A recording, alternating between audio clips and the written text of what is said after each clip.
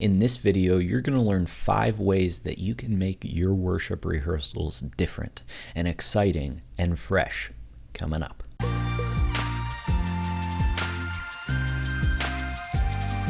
Hey there, my name's Spencer Cormany from leadingworshipwell.com, your daily dose of practical worship leading tips. If you want to find those tips, head over to Instagram or Facebook at Leading Worship Well, where I'm posting new worship leading tips every single day. But you're here on YouTube, so go ahead, hit the subscribe button down below, and let's get into it, because today we're talking about 5 ways that you can make your worship rehearsals different.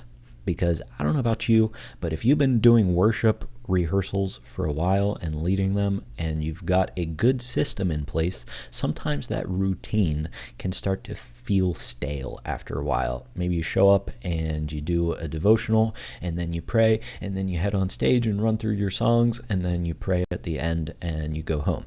And that's a good system. In fact, I talked about that system in this video right here, where I show you how to run a worship rehearsal. I shared the 5 things that I think should be in a worship rehearsal. So I believe in having that routine and that system in place.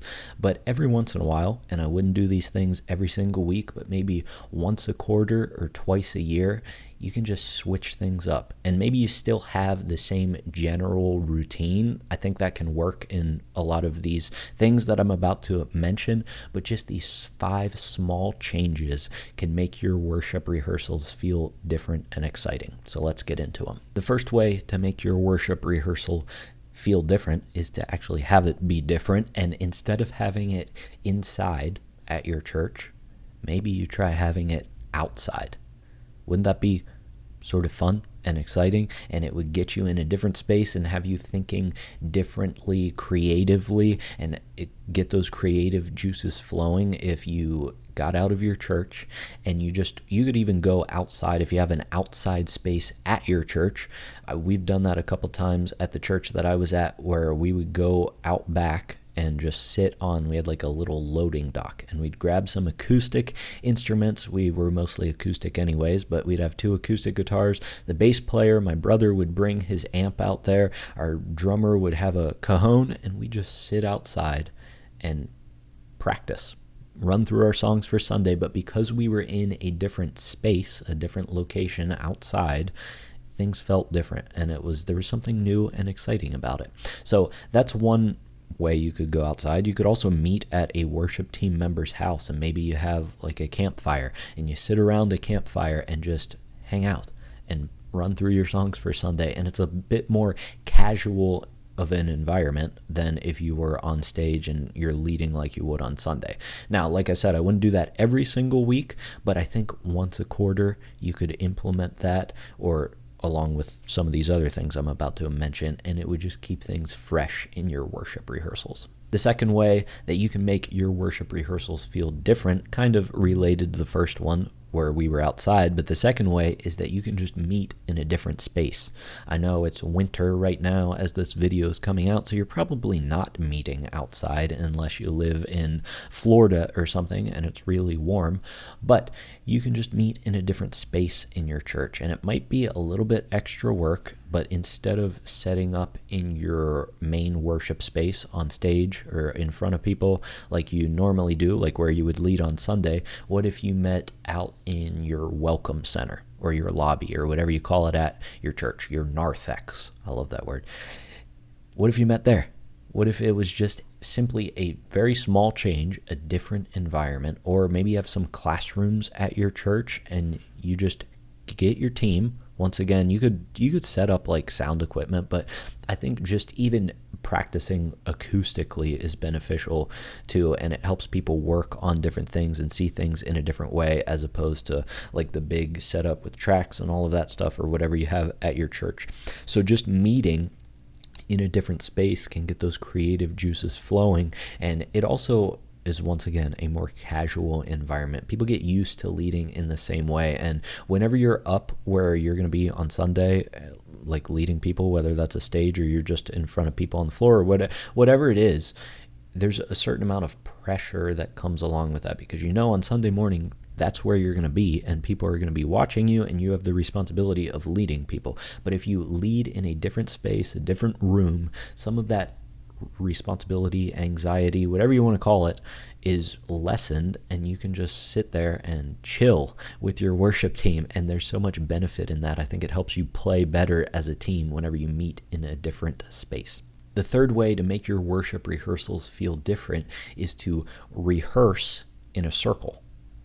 Think about how you usually lead worship on a Sunday morning or at your worship rehearsals. Normally, you're usually set up on your stage and everybody's focused forward, because that's where the people you're going to be leading on Sunday are. On Sunday, you aren't going to be looking back and forth. If you're the main worship leader, you're probably at the front of the stage and your drummer's behind you, and hopefully the bass player is behind you so you don't have to stare at his ugly face the whole time. Just kidding.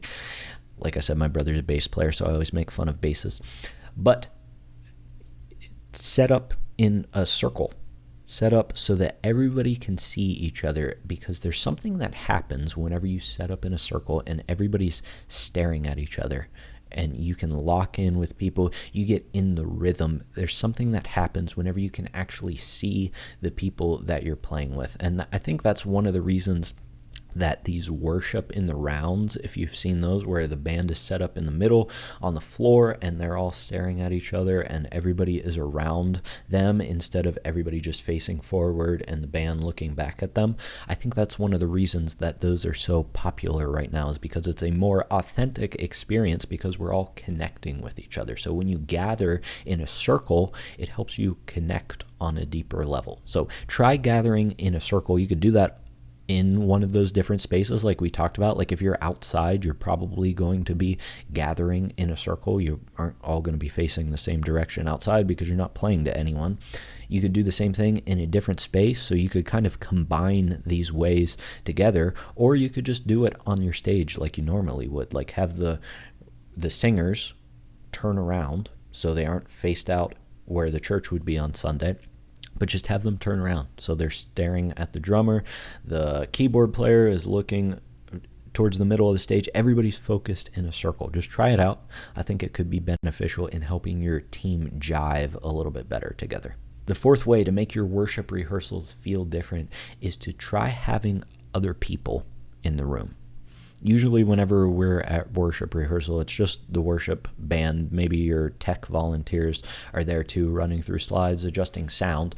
But what if you invited some worshipers during the week to just come and experience it? And obviously make these like people that you trust. I don't think you want to open it up to your whole church, because then your team feels some added pressure where they're responsibility is still to lead people. But make it very clear to the people that you do invite that this is rehearsal. Like, you would love for them to come and be a part of it, which, by the way, there are probably 3 or 4 people in your church or more who would love to come during the week and just sit in that environment. And they're not expecting that time to be a polished time of worship. They can come with the understanding that you're going to be working on songs and working through transitions, whatever it is, but they would love just the opportunity to be able to come into church during the middle of the week, not on a Sunday, and gather with other people. These people can pray with you before and after your worship gatherings, but during it, there's something that happens whenever you have other people in the room and it's not just your worship team. I think it reminds us of our responsibility as worship leaders, that we aren't just doing this as a band. We aren't just doing this for the other people in the band, but ultimately we're leading the people of the church. Plus, you can look out while you're rehearsing and you see these people worshiping, and it just adds fuel to your fire and makes you want to lead even that much better. So try inviting a few people, not like 100 people to your worship rehearsals, but 3 or 4 or 5, whatever feels right for you. Just try it out. Invite them to one worship rehearsal and see how it changes the environment of your worship rehearsals. The fifth and final way to make your worship rehearsals feel different is to take maybe one night a quarter, maybe twice a year, whatever it is, and just have a training night where you don't run through your songs for Sunday. Maybe pick a bunch of songs that you know that your team already knows pretty well, and all they need is a quick run through on Sunday morning to lead them on Sunday. But have a training night. Focus on something specific that your team can work on. Maybe it's like expressiveness in worship and you want to teach your team about that. Or maybe it's speaking transitions and raising up other leaders. Or maybe it's just focusing solely on something musical that your band needs to work on. Maybe they have trouble with rhythm and staying in the pocket. Whatever it is, you can use these nights to train them. Your worship rehearsals don't always have to be just for Sunday morning. Like sometimes you need some long-term worship rehearsals if you actually want to develop your band musically, or you can do it spiritually too. Maybe one night you're training them on the spiritual side of what it means to be a worship leader. I think that you can cover that a lot better in an hour-long discussion about what it means to be a worship leader, as opposed to like those 10 or 15-minute devotionals that you have on a worship rehearsal night. So I think both of those things are valuable, but if you can just add a few of these throughout the year, we'll call them training nights, where you're training your worship team on a specific topic, that means that they don't have to come in an extra night during the week. They just come when they usually do, but they're still being trained for the long term, and that's going to help your worship team develop in the future. That wraps it up for this video.